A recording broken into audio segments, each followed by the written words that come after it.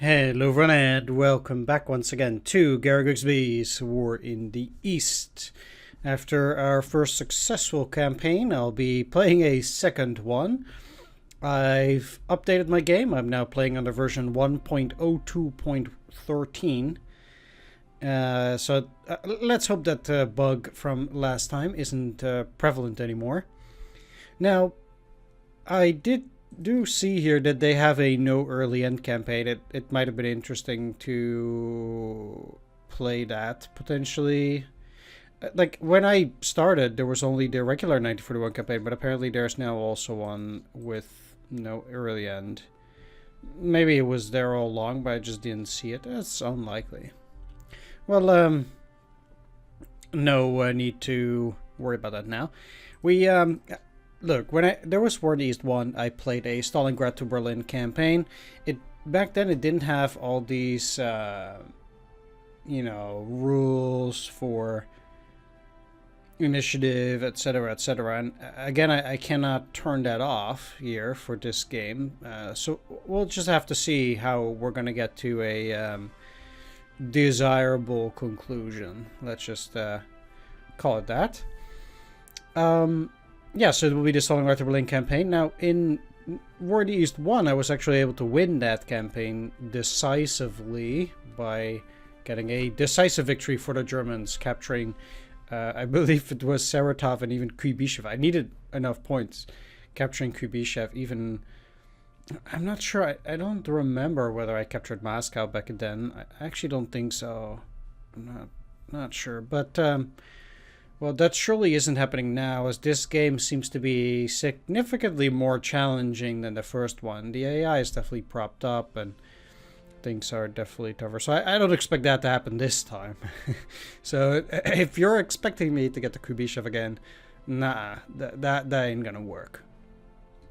Anyway, I've also installed some mods. They're on the forums that will just make the game look a little bit nicer. There are some better pictures for the units, for the generals, etc., which I'll also show off in the near future once we go through the Soviet turn and stuff.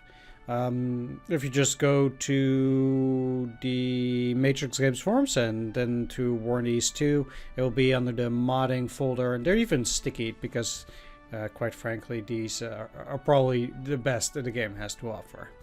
Anyway, I'll be playing once again just on normal difficulty, so the regular difficulty as before. Theater box is extended, so I will be able to do more with the theater box than otherwise would be called for.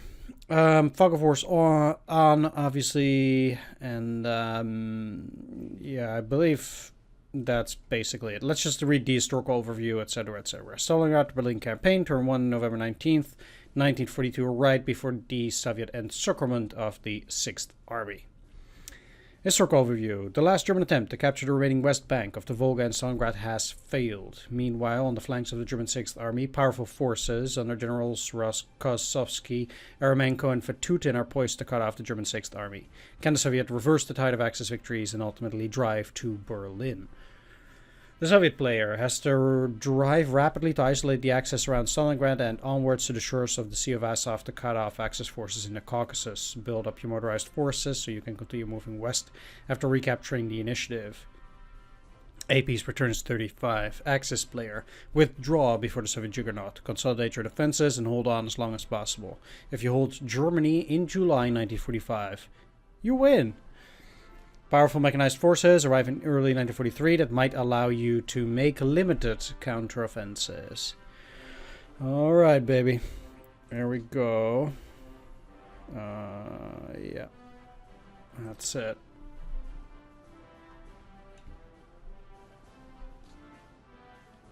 Here come the Soviets.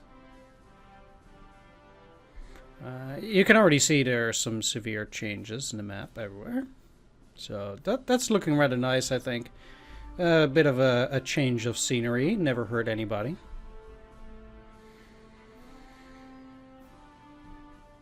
No air units for the Soviets, which is not that surprising, considering that there is blizzard everywhere, most likely, but I can't look at the weather map.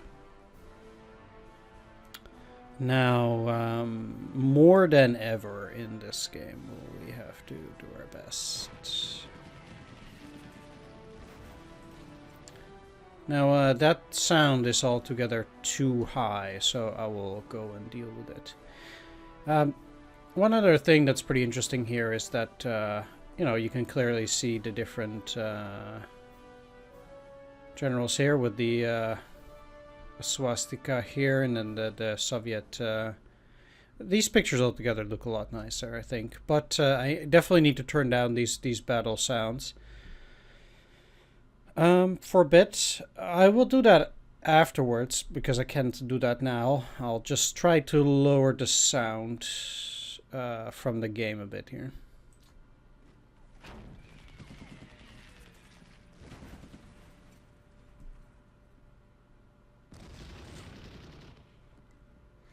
Unsurprisingly, the Russians broke through that German Luftwaffe field division and then decided to go and, well, basically molest that infantryman division.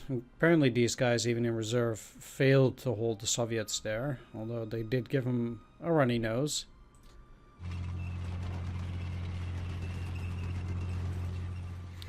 This might get problematic if they actually encircle Veliki Luki like they did historically.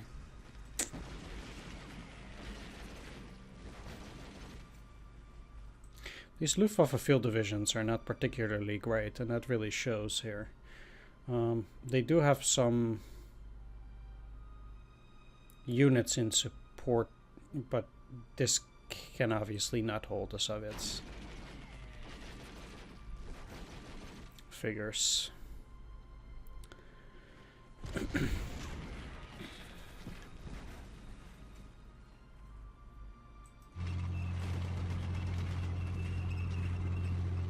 These guys retreated instead of routing.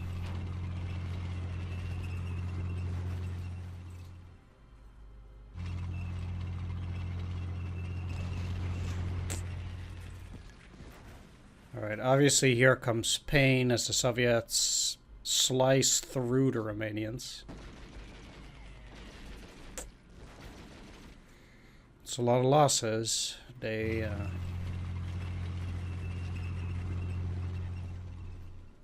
ain't looking too hot.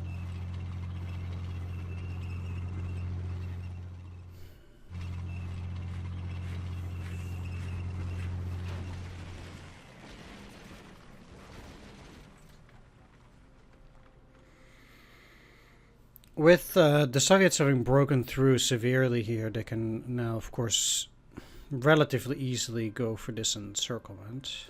Seems like they ran into some Germans. Whatever will be left of the Romanians will have to severely reorganize before they can be re-established as a even moderately effective fighting force, unfortunately. Yeah, crap. Now I need these guys to rout, or at least retreat, or figures. Please at least beat these guys too. I don't want them to surrender. For them to rout, it's better than surrender. Alright, inside the pocket, not great.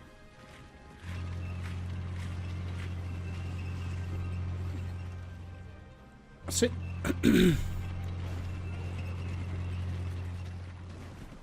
It's just further down south, another routed cavalry division here.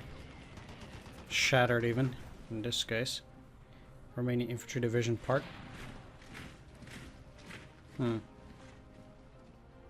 Yeah, that's...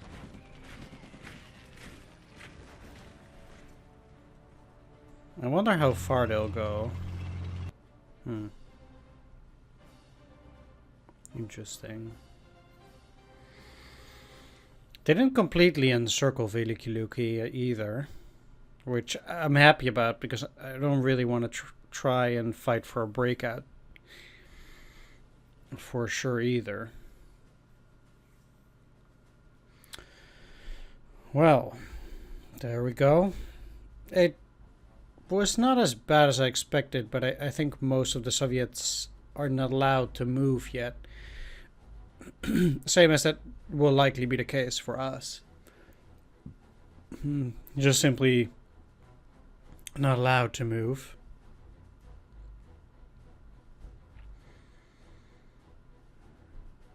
I really do think this map looks very, very nice. Like, the person who did this did an excellent job. Kudos to them. Definitely.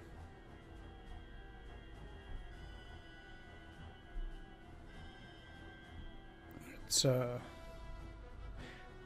nothing against the designer of this, but these do look exactly the same. Which is a little bit of a shame, but I mean, it's nothing to be done. It's just the same sprite. Alright, here we go. I will most likely be a lot more busy in this game dealing with the nitty-gritty reorganization, making sure that my planes are all well and properly set up, etc., etc. Doing the recon and things like that, because I think, like, compared to the 1941 campaign, or compared to this campaign, the 1941 campaign was child's play. I know that I had to replay it because I was playing on challenging difficulty and I just got smashed the first time around. Well, not exactly smashed, but it was pretty clear that I was not going to win. So there was that. But yeah, this will be a much more daunting challenge, and there are going to be a few problems that will need to be addressed too. Anyway, let's just get started with this. On-map forces that we lost are significantly higher than for the Soviets. 1248 in terms of guns, Soviets lower, 49 tanks, 80 tanks for Soviets, 34 planes. Soviets lost 303 because they used a lot of planes in their attacks as well. Current amount of points 673, so we lost one probably in an event somewhere here. I guess, yeah, there we are. Garrison shortage.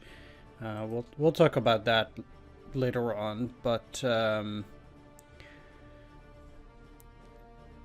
we're gonna lose the initiative at 606. Now, what I wanted to talk about first and foremost, well, let's just go through the events. Situation report.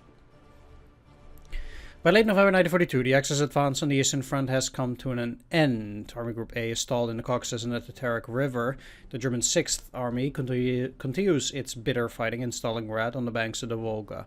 90% of the city is under German control, but the Soviets still have a small beachhead on the western bank of the river. Defending the flanks of the 6th Army are 4 Axis allied armies, which have been stretched thin.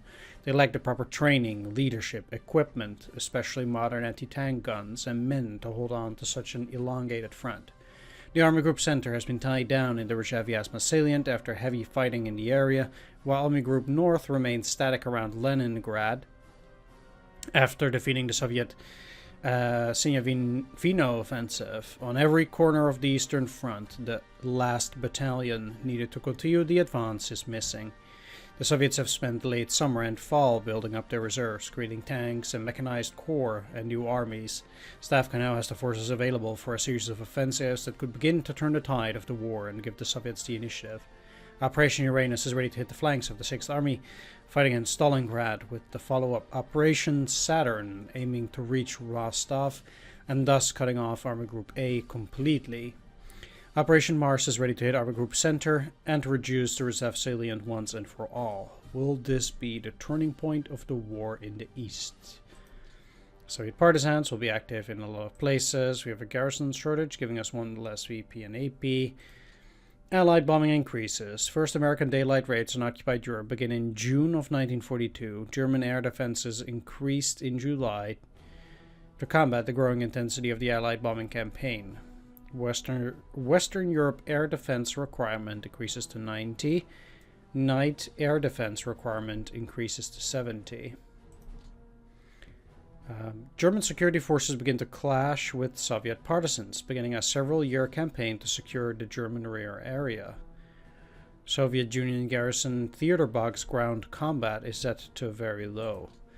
I guess probably it was set to nothing before.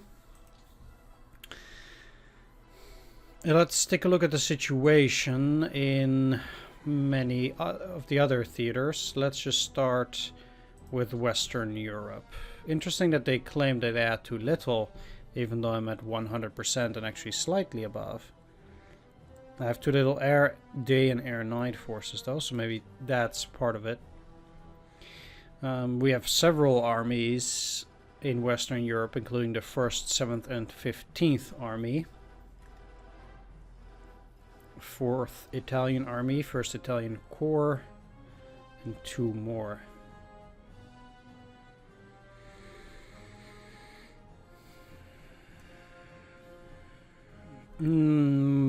Almost none of these can be moved, except 26th Panzer and the 510th Mixed Artillery Battalion. Now, given the circumstances, I would transfer the 510th Mixed Artillery Battalion over to the Eastern Front. Or somewhere else, but I will have to see. Anyway, Norway is 103. I can barely take anything, but I can take something, and I surely will.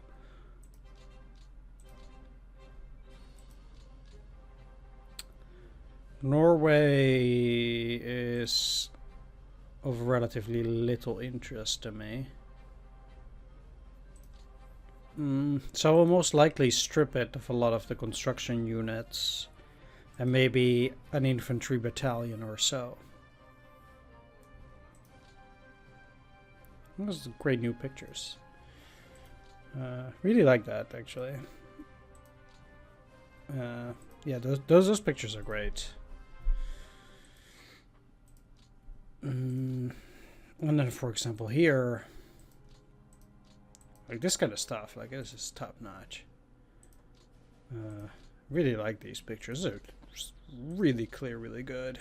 I don't know why the original makers couldn't get such great pictures. It's like, why does it need a modder to get something so cool? Like,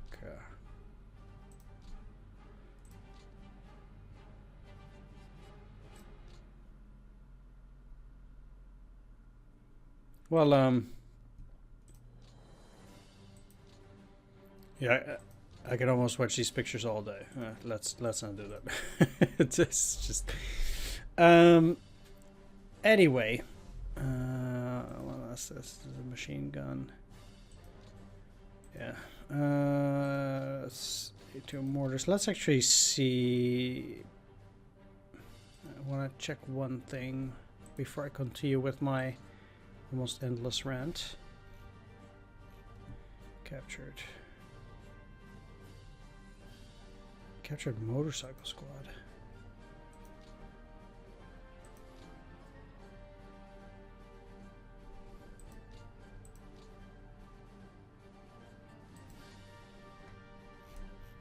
Maybe there is no supposed captured stuff.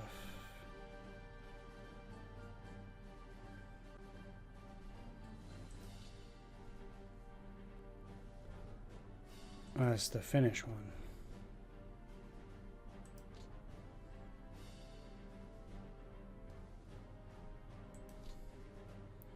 It's actually in pretty... I've never looked at these Finnish units there.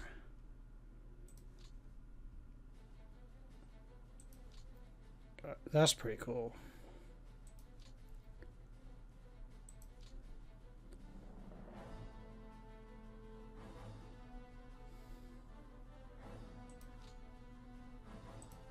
Like,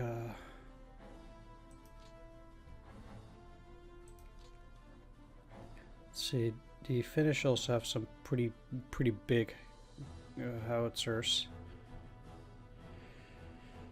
They don't seem to be...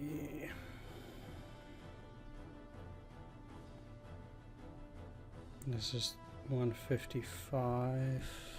I thought they had bigger guns than that. Well, I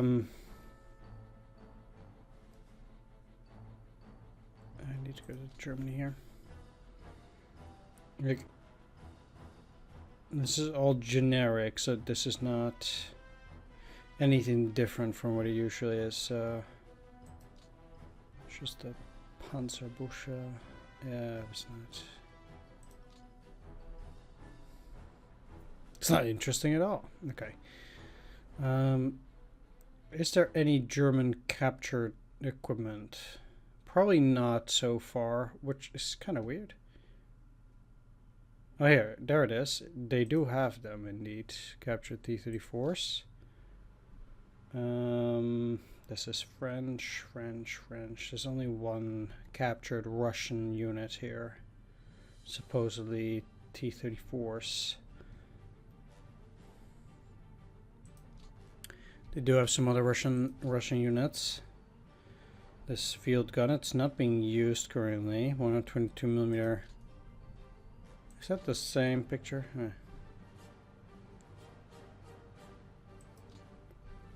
Wonder what the E is for.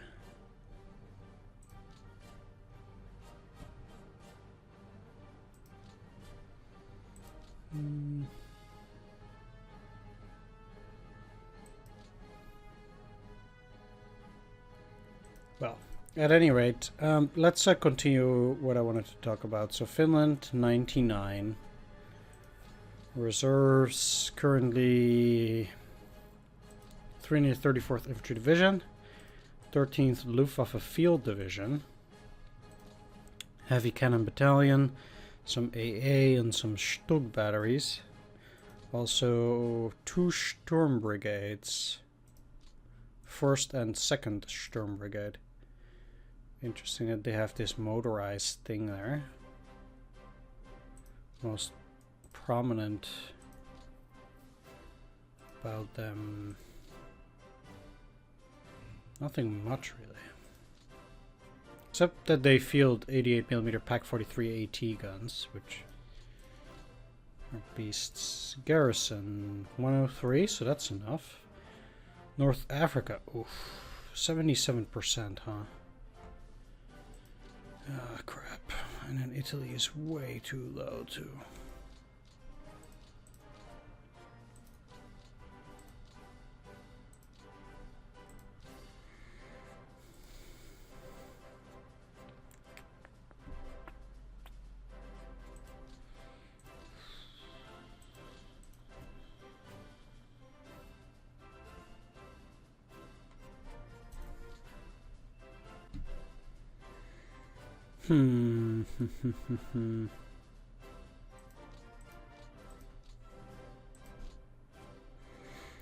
Alright, well, Italy is also way too little, both on the ground as well, and then Balkans is also not enough. By a long shot.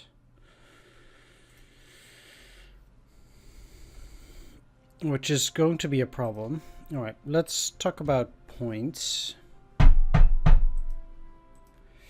For sure. Because basically if we lose the initiative, we're done for. So, well, I don't mean to say we're done for, but basically there is no longer an automated decisive victory for the Axis if we lose the initiative. But then on the other hand, there's also no way I'm going to get 800 points by the 1st of July 1943. I just don't see that happening. And after that check on the 1st of July 1943, we can never win again. We cannot. So there is that. Now we can see here that For the Soviets, they won. Yeah, they still have the bonus for everything.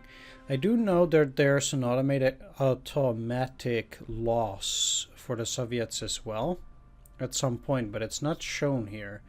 The automatic loss.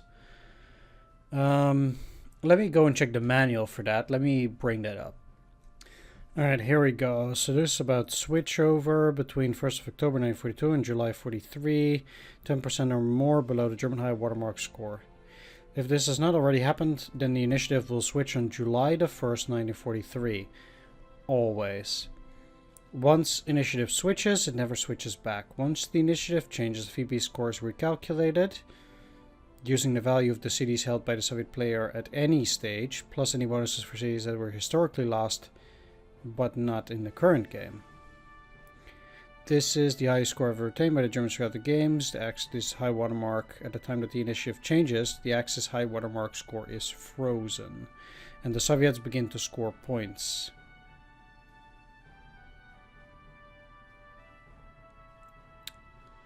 An example below is from January 42. During the Soviet Winter Offensive, the Axis lost some cities they originally captured, so their high watermark exceeds their current VP score. Okay.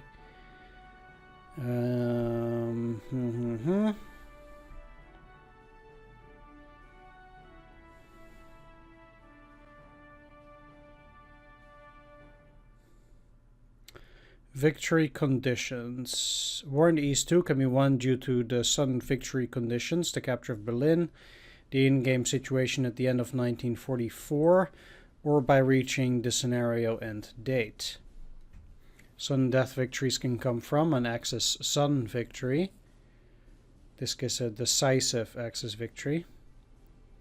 A Soviet sudden victory, which gives a decisive Soviet victory if it happens before or on December 1944.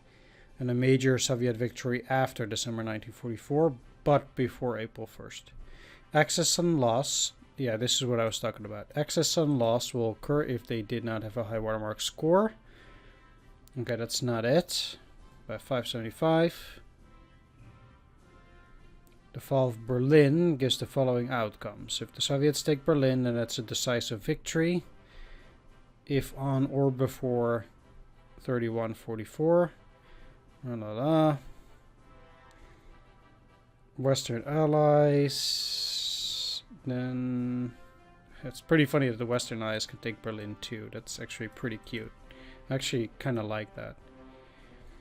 If on 31st December 1944 the Soviets fail to have matched the Axis high watermark score, and the Western Allies control no German territory, this is an Axis major victory.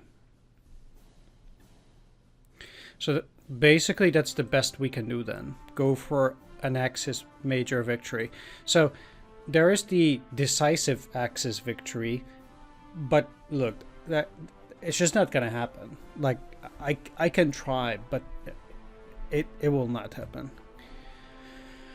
So the best we can go for is an Axis major victory, which means that we would be playing till the 31st of December 1944, where the Soviets failed to have matched our high watermark score, and the Western Allies control no German territory, which means that I need to stop the Allies from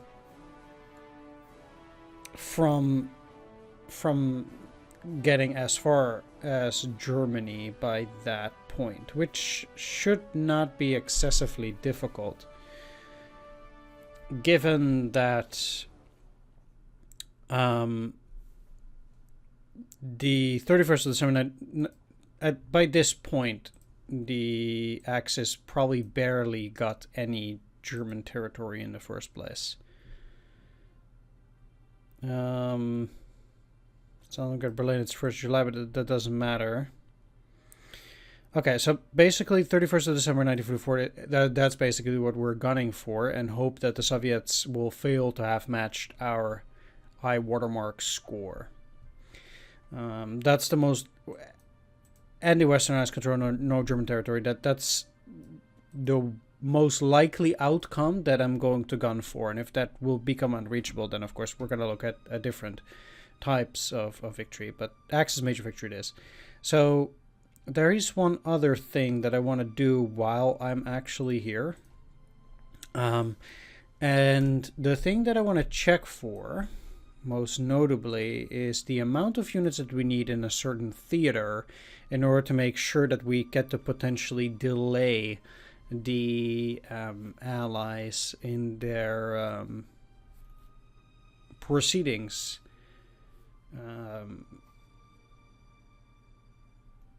The theater box. Let's take a look. Managing air war, ground units, logistics, theater boxes. Here we go. And events. That's basically what we need.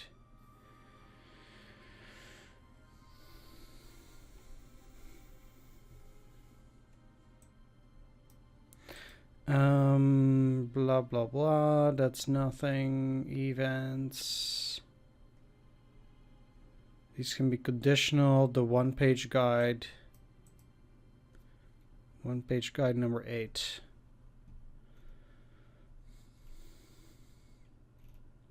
I guess that's what I'll be looking at here. Alright, well I guess I cannot directly find it, but that's fine when it comes to the theater boxes. So I guess having it higher than 100 might potentially delay certain types of events, and then we'll see how things go from there. Currently, like I cannot move that much anyway. Like for example here, there's nothing I can do. I cannot move any of these guys currently either, for example. Anyway, Italy is low and Balkans is also pretty low here, so definitely in a bit of trouble with that too. Alright, so that's basically the overall situation. Looking at Axis losses, at the start of this game, supposedly the losses are pretty equal, which is of course a very unrealistic representation of how things were historically, but that's fine. Let's take a look at the fuel stores, which are pretty low for us already. It doesn't really give any problems in this game, weirdly enough, either, but manpower pool pretty low, armaments pool low. Like, these numbers are very weird generally. Total men fairly similar, just like, well, guns were lower, AUVs were lower, aircraft were higher, interestingly enough. Right, so there are a few immediate problems that we have that probably need to be tackled, and I want to discuss here. So first, the situation around Leningrad. Now, what I need to be able to make a push up here towards Novaya Ladoga and Siestroy, and only then I can take that, potentially. We'll have to see how that develops. This does not look nice at all. But, okay. Now, what I think will be a great boon is if we either attack through here or through here. Like this. But I would have to see how that goes. Another attack that I'm contemplating is at Zukynishki over here against this part. Maybe get a tank or two to move in through there, kick one of these two, and then waltz right in there. Hopefully as much as possible along the river here. That would be, like, I would say it's the Oka, but this is called the Ugra. So, well, I guess it's just the side river of the Oka. Or the Yula. There's no name. And I certainly wouldn't know. Anyway, I've been contemplating an attack like this. Then, okay, so if we're looking at points, one of the problems is roads.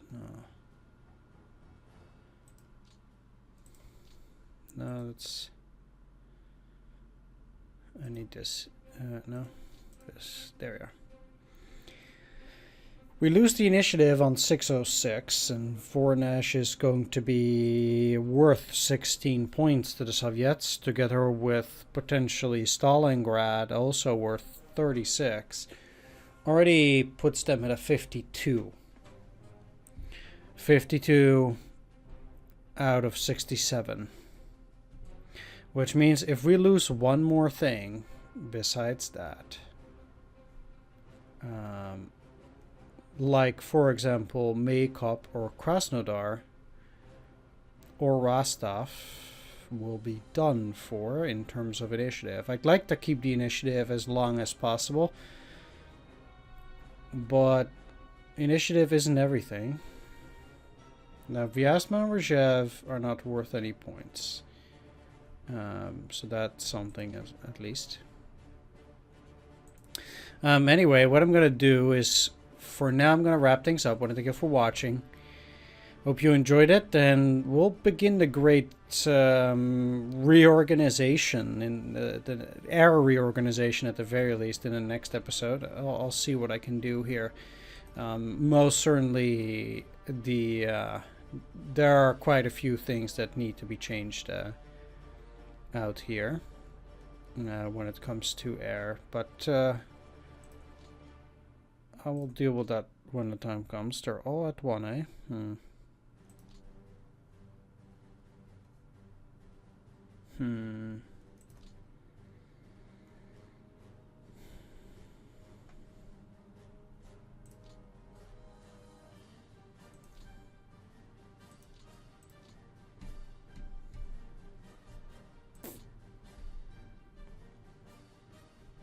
Yeah, okay. Well, like I said, there are going to be some changes, but we'll deal with that kind of stuff later. Anyway, thanks for watching the first episode. Hope you enjoyed it. If you did, please do consider leaving a like, comment, or subscribe, and we are back into the fray once again. Take care. See you next time. Bye-bye.